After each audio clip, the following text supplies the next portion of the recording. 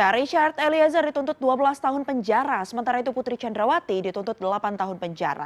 Ada sejumlah respons dari masyarakat terkait dengan hal ini dan kita akan bahas bersama pada hari ini, siang ini dengan Guru Besar Hukum Pidana Universitas Jenderal Sudirman, Hipnu Nugroho yang sudah tersambung melalui sambungan Zoom. Selamat siang Prof. Hipnu.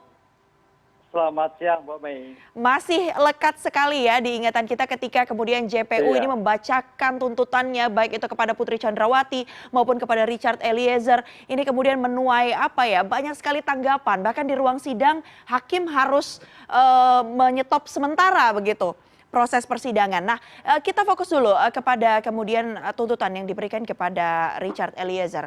Ada 12 tahun penjara begitu. Namun yang disoroti adalah bagaimana kemudian Richard ini menjadi justice collaborator. Sementara itu di sisi lain juga merupakan pelaku yang melakukan eksekusi tembakan tersebut. Kalau dari kacamata hukum, apakah ini kemudian tuntutan yang disampaikan oleh JPU ini sudah bisa dinilai adilkah begitu, Prof? Gini, Mbak Mei. Iya, jadi begini. Bicara justice collaborator itu kalau kita lihat perkembangan ilmu hukum itu mengadopsi di negara-negara common law. Di common law dibawa ke Indonesia sebagai buah reformasi bahwa ketika itu orang takut untuk melaporkan, ketika itu orang takut untuk menjadi saksi. Dalam hal inilah maka lahirlah Undang-Undang LPSK untuk melindungi siapapun yang menjadi saksi tidak menjadi ada suatu ketakutan. Yang akhirnya juga ada justice collaborator. Itu ada suatu perkembangan di mana ketika saksi yang berani melapor dan mampu berkontribusi dalam pengungkapan perkara, berkontribusi maka akan diberikan reward. Iya. Nah, itu reward. Nah, dalam konsep inilah maka dituangkan dalam Undang-Undang LPSK 40. Nah, GC kalau kita lihat di dalam undang-undang itu dikatakan bahwa ketika seorang sudah dinyatakan GC dan diakui oleh penuntut umum yang merupakan rekomendasi dari LPSK adalah berarti diakui. Dengan demikiannya hukumannya ringan. Karena ringan, suatu tindak pidana sebagai GC akan mendapatkan hukuman yang paling ringan. Artinya kalau dalam kasus hukum ini definisi paling ringan itu kalau memang kita hanya melihat satu sisi dan memang kemarin juga disampaikan JPU ya Prof ya bahwa posisi Richard ini sebagai JC itu juga merupakan satu hal yang meringankan hukumannya begitu, meringankan tuntutannya ya. Tapi kalau kita bicara definisi ringan itu seharusnya berapa tahun Prof? Nah, kan terminologinya dalam kasus ini Mbak, dalam kasus ini nih kayaknya jaksa agak problem saya melihatnya. Kenapa? Kalau lihat dalam pertimbangan tuntutan, dia merekomendasi GC. Kalau GC itu dianggap yang meringankan semua, kalau kita kembali pada letterlock-nya. Tapi kenapa ada yang memberatkan? Yaitu eksekutor. Nah, begitu eksekutor, itu menjadi yang memberatkan. Jadi ada dilematis, saya melihatnya, kejaksaan. Oleh karena itu kemarin tafsirnya jaksa menggunakan adalah hukuman yang maksimal, yaitu FS. Ketika FS itu seumur hidup, maka hukuman yang ringan bagi Eliezer adalah 12 tahun. Patokannya seperti itu. Nah kalau kita lihat undang-undangnya sepertinya bukan. Ini ada suatu kegambangan, kegalauan ya, ketika ditentukan sebagai DC ternyata dia sebagai pelaku. Pelaku eksekutor lagi Mbak. Nah, disinilah yang akhirnya menjadi ini DC atau bukan. Nah ini kembali. Kalau kita kembali pada asalnya, ya asal negaranya itu adalah DC itu adalah kontribusi memberikan hukum paling ringan. Tapi mungkin di Indonesia ada catatan lain. Memang tidak apple to apple. Disitulah perkembangan dinamika hukum dalam Indonesia. Kita menghormati semua Mbak. Dan itu pun yang juga tadi sempat disampaikan ya Prof ya, sempat ada konferensi pers dari pihak kejaksaan begitu di mana Kapus Penum itu juga sudah menyampaikan begitu ya ada sejumlah pertimbangan-pertimbangan begitu hingga akhirnya tuntutan tersebut disampaikan oleh jaksa penuntut umum dan itu pun juga disampaikan oleh Jampidum tadi. Nah, melihat respons dari pihak kejaksaan terkait dengan tuntutan yang kemarin dibacakan ini apakah kemudian sebagai bentuk untuk meredam begitu, Prof? Ya, bukan meredam. Artinya untuk memberikan tafsir. Tafsir penuntut umum adalah sebagai antara pidana yang maksimal, kemudian RE adalah sebagai pidana yang ribetnya. Jadi seandainya RE itu bukan memberikan JC, Mbak Mei, dia akan dihukum seumur hidup. Atau paling tidak 20 tahun. Ini yang menjadikan reasoningnya. Jadi karena Eliezer itu adalah sebagai JC, bukan seumur hidup 20 tapi dihukum 12 tahun. Ini yang meringankan dari ini. Ini kita hargai tafsir penuntut umum. Nanti kita lihat tafsir tafsir hakim seperti apa. Ya, apakah kembali pada doktrin, ya kan? Apakah mengikuti pada perkembangan yang terkait dengan penuntutan pola pemikir penuntut umum, walau alam.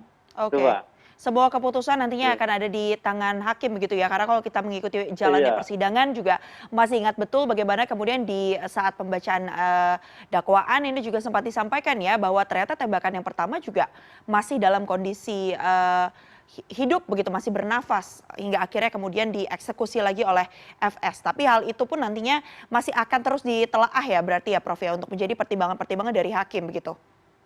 Iya. Oke, baik. Prof, kita akan bicara terkait dengan bagaimana tuntutan yang diberikan kepada Putri Chandrawati. Kita tahu ada 8 tahun penjara dan ini juga sama dengan 2 terdakwa lainnya. Apakah itu kemudian artinya karena 3 orang ini bukan merupakan eksekutor, oleh karena itu diberikan tuntutan 8 tahun dan apakah Anda menilai ini bisa dikategorikan sebagai satu hukuman yang atau masa tuntutan yang berat, ringan ataupun sedang, Prof? Masalah berat atau ringan dalam suatu tuntutan, kita melihat bahwa teorinya kemarin adalah master of mind. Adanya kehendak yang sama. Dalam kehendak sama itu nggak mungkin kita berpikir objektif sama, Mbak Mei.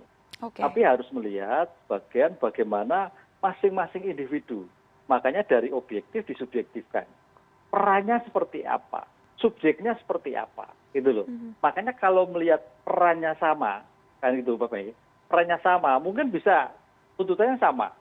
Sekarang pertanyaannya mungkin perannya sama, tapi subjeknya berbeda. Harusnya berbeda. Contoh misalkan, perannya sama, tapi subjeknya berbeda antara R dan K. R itu sebagai penegak hukum, polisi, yang harus mampu mencegah. Nah, ini harusnya berbeda. Ketimbang K, yang sebagai sopir. Ini yang diberikan. Kemudian juga Bu P, kenapa sama? Bisa juga harus lebih tinggi. Karena Bu P inilah yang bisa penyebab terjadinya pembunuhan berencana.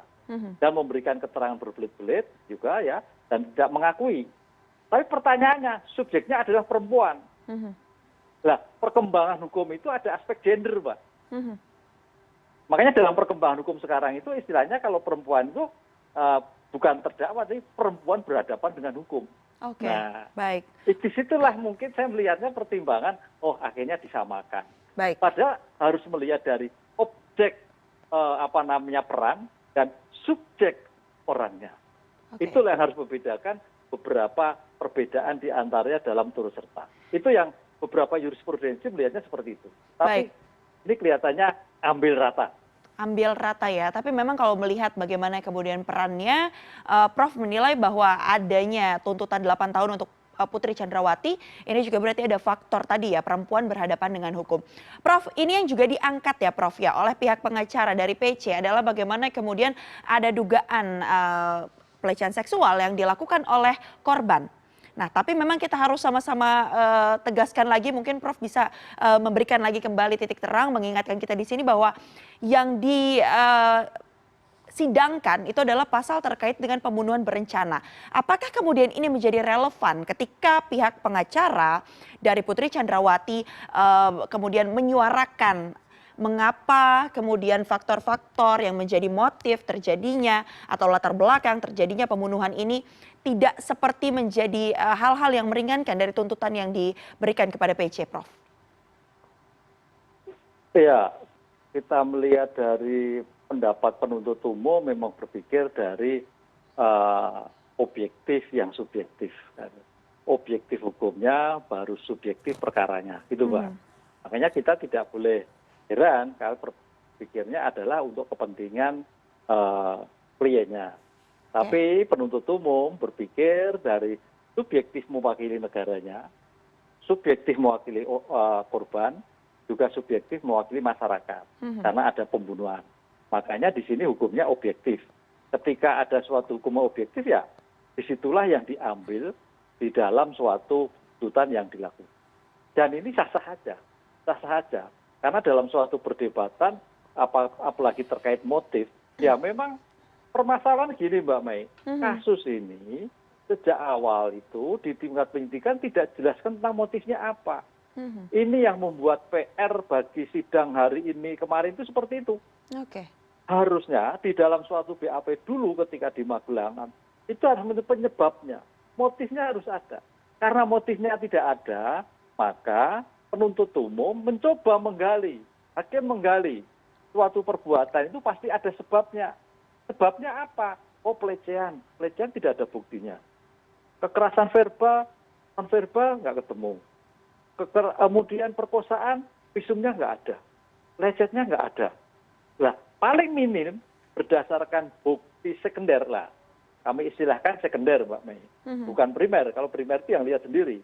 Bukti sekunder, contoh dari keterangan beberapa ahli. Kemudian keterangan dari saksi K, kalau nggak salah yang mengatakan di dalam rumah ada duri. Nah, itu ada suatu masalah yang perlu diselesaikan. Nah, bukti-bukti itulah yang mungkin menjadikan, oh ini ada suatu tanda petik bahasanya perselingkuhan. Ini bukti yang minimal.